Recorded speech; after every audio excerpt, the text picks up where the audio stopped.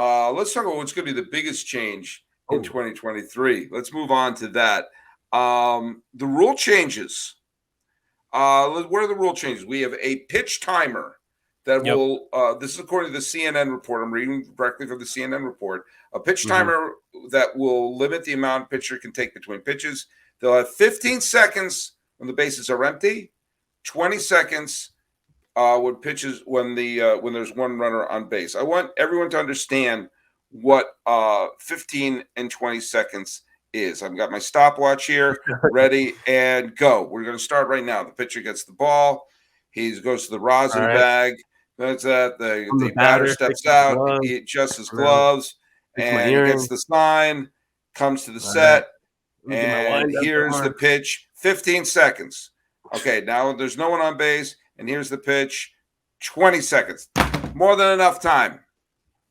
More than enough time. I felt a little I've been watching before. No. Let's keep it moving. I've been watching lots of videos of baseball in the 70s. There's get the ball, get the sign, pitch. Get the ball, get the sign, pitch. The whole thing. Here's the pitch, and now comes out, changes his pants, reads the horoscope. Pitcher takes a power nap. Everyone comes in. The pitching coach comes out. They look at the hat. It says throw a strike. Okay, thank you. They come out. Everyone takes a breather. Namaste. Then here comes the second pitch. That's one of the parts of the pace of play that drives me bananas. Pitch. Gotta lock in. Gotta get in that mental zone, Sully. Before I come on this podcast, I gotta get in the batter's box. I gotta get in the mental zone. Hit my thimble a couple times, play the vibrations in my room, maybe a lot of incense to get the vibes going. Real quick. And I feel the batters, they gotta do the same thing. The pitchers gotta do the same thing too. Also, you gotta slick up your hands a little bit. The pine tar, you can't just get that in under 10 seconds. You gotta make sure it's in the right spots on your neck. You got 15 seconds to do it. Well, you got 15 now. So, in all honesty, I love it. According to the minor league numbers, they've cut down the games by about 26 minutes. I mean, if we're going from about 3-hour and 5-minute games to about 2.5-hour games, if you're literally cutting off 20, that's incredible. I'm in. I don't know why anyone would be against. I know there's some backlash from players and owners or whatever. There's always going to be backlash for any change. There's always a backlash for any change. I'm in. I'm totally in. For those of you think I'm like, here, traditionalists, you're an old. No, I'm in. Give me that pitch timer.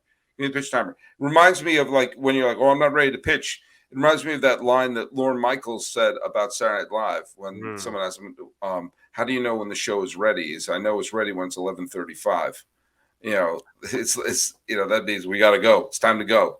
Let's keep this thing moving. The other one, I'm going to get to this one before I get to the big one. Okay. The big, the other one is the size of the base is going to be different. I have zero problem with that. Zero problem. But by the way, folks, let's not get too precious about the tradition of the size of the base and everything. Go back and look at old films. The base used to look like a potato sack. It wasn't this crisp square. It was this wobbly. It was a bag. Okay. And sometimes nice and puffy, sometimes flat. Okay, the base has changed over the years. Okay, so we can't get precious about some things like, oh, we got to keep it.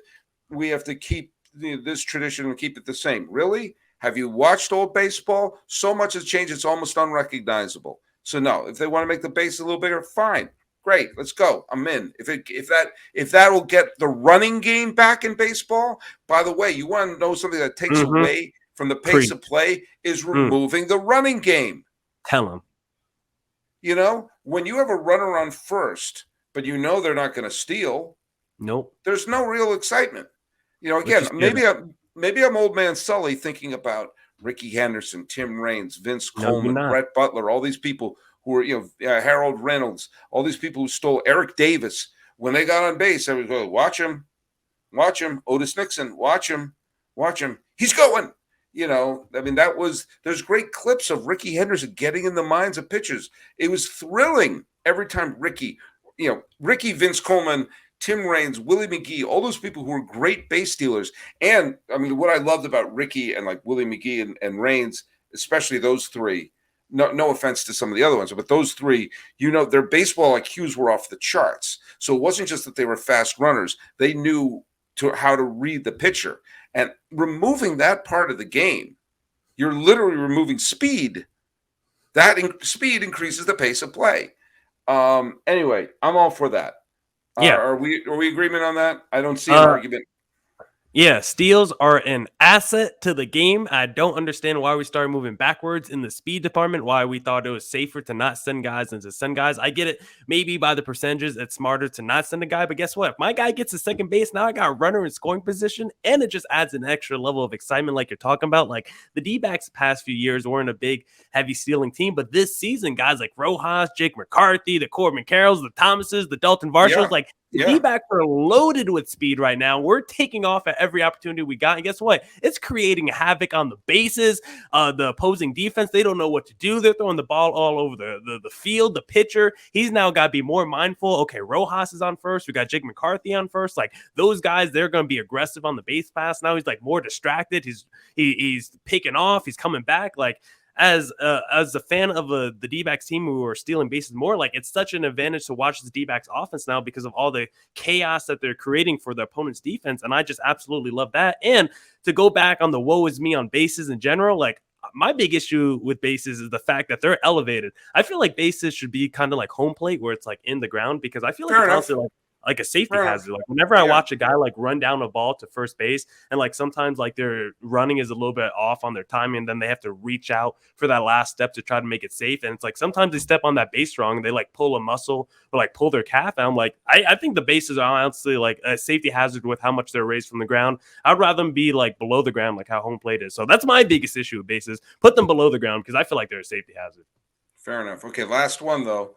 The removal of the defensive shifts. By the way, in an upcoming show, maybe this week or later, I'm going to talk a little bit about something you hit on there a little bit, Millard, where they're talking about it's safer for the percentages to not be running all the time. Mm-hmm. And of which I will ask the question, since when is being safe entertaining? Yeah, like who cares? Who watches a Fast and Furious film? So make sure those hands are at 10 and 2 o'clock. Hold on, check your blind spot. No, the speed limit here is 55. Don't fire the NOS. No, you want to see thrills. You want to see chances. And part of the fun of watching sports sometimes is, hey, they're taking a risk. Let's see if it pays off. Hey, let's go. Let's let that pitcher face that batter one more time. See if he can top him. Let's go. Yeah, you could get thrown out at second, but you also could get second. Let's see them try to do it. Who watches the Olympics and go, I hope they're doing this safe. I hope they don't take a risk. No, cripes. That would be the worst. Defensive shifts. Mm-hmm. I'm not sure exactly how they're going to enforce this, but it looks like you have to have two fielders on either side of second base, and it looks like you can't have your fielders in the outfield. Mm-hmm. I may be misunderstanding that, but it's clear that the shifts where you have everyone on one side or everyone on the other side. Here's a grounder up the middle. No, there's three guys right there. Tell me what you think. Yeah, my interpretations of the rules were similar, Sully. It sounded like you just keep your two defenders on each side, make sure they're not in the outfield, and you also can't switch your defenders depending on their right-handed batter. Like if you want to put, your star shortstop on the right side of the bag now, just because they're a different batter coming up, you can't do that. They have to be designated to one side, but it's only until the pitcher releases the pitch. So in theory, you could have it set up normally, and then as that pitcher's releasing the pitch, your defender could run to the other side to set up the pseudo shift, I guess, at that point, if they just sprint over and want to do all that. But that feels like it'd be too chaotic and too many people in motion at that point. So I'm hoping the banning of this shift really opens up the offenses, because we've been teaching kids for years, hey, take it right back up the middle, right? If you make good contact, it should go right back up the middle, and that's going to be a base hit for you. But you look at Major League Baseball, yes, and anytime you hit up the middle, it is an easy out every time. Anytime you think you're getting good wood on a ball, it is an easy out every time. And Ian Happ was talking about, like, yeah, the shift is great to ban because as like a left-handed hitter, like sometimes when I need to pull the ball, like if it's a changeup or something to keep the pitcher honest. And it's like, no, there's 7 dudes on the right side of the play. It's like I can't even keep the pitcher honest now with certain types of pitches because of how the defense is playing me. It's like such a disadvantage for the offense. Is like as a fan, as a product, like who wants to see that? Like I grew up as a Red Sox fan, like you, Sully. Big Papi, I feel like Big Papi would have batted 350 in his career if the shift didn't exist. Like how many hits did Big Papi get taken away? How many doubles was ripped away from Big Papi's plaque because of the shift? It's not fun. I don't want to see it. I don't want to see 8 defenders on one side of the ball. I want more offense. So I'm so glad that the shift is finally gone. After the universal DH, this was like the second biggest thing I needed for the offense. Well, you know, I was not a fan of the universal DH. I'm still not. I still think that if you're going to have a universal DH, just, you know, abolish NL and AL and make regional divisions, because there's no difference between the two. And there really isn't a difference between the NL and the L anymore. They're just the same, but that's neither here nor there. I'm all for this. You boiled it. You know what? I was going to say a bunch of things, but you boiled it down to one line. It's not fun. And lest we forget, this is entertainment. And this is the one thing I think that people sometimes forget when they get obsessed over the percentages and everything. This is entertainment. It's entertaining to watch a runner take off. It's entertaining to watch the pitcher get the ball and get it right back in there and keep it moving, put the pressure on them. It's entertaining to not only see the ball get through the infield, but also if it's a difficult ball, to see the fielder make a diving attempt for it. We're losing the highlight plays because of defensive shifts. And what I would love to have seen during the days of the defensive shifts was just lay down the bunt and beat it all the time. I just would have loved to have seen that just for the anarchy of that. But no one seemed to want to do that on a regular basis. So, yeah, let's get rid of it. I like things that make the game more entertaining. The rule change that I still want to see is you get to use 4 pitchers for the 9-inning game.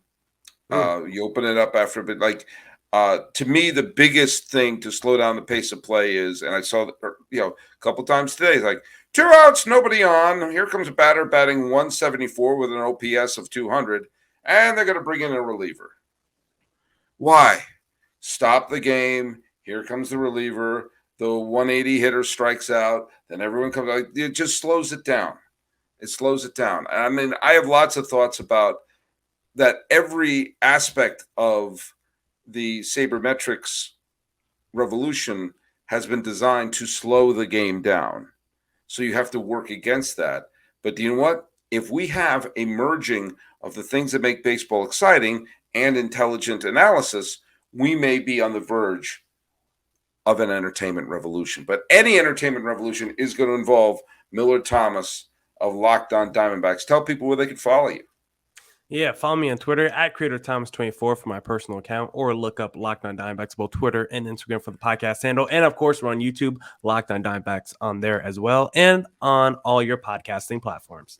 Oh, I forgot to mention the nice thing that Dave Stewart got his number retired in Oakland as well. He should. The World Series MVP of 1989.